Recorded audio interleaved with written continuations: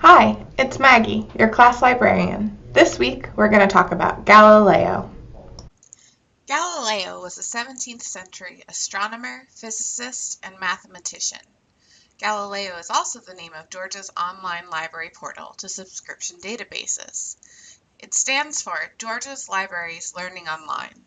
You may have used Galileo in a Georgia high school or public library, but Georgia's colleges and universities have a different version of Galileo that contains way more information than any version you've used before.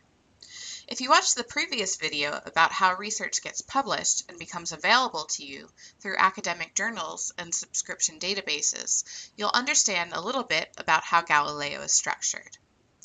Even though your instructor will tell you that you need to find articles in Galileo, Galileo is not one single database. It's the name for a group of databases. In fact, there are over 100 databases in Galileo.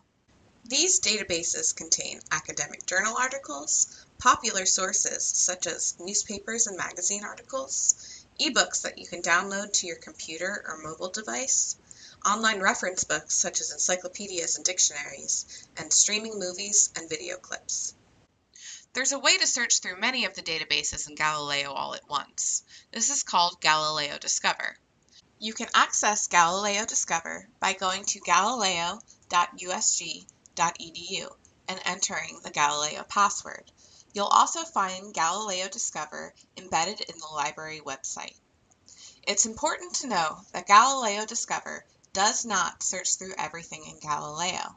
In fact, there are entire databases in Galileo that Discover does not search through at all. This means that there may be tens of thousands of articles and ebooks on your topic that you're not seeing when you only search using Galileo Discover. This is because databases are made by different companies, and not all of them play nice with each other. Databases are products the library pays for. They aren't designed by librarians, and we don't have control over how they look or work. Because of this, you usually want to search for information in several different databases to make sure you're finding all of the important information on your topic. Some of the databases in Galileo are general academic databases. Others are subject databases, which are used to find information for research in specific academic disciplines, such as the health sciences, natural sciences, social sciences, or things like history and literary criticism.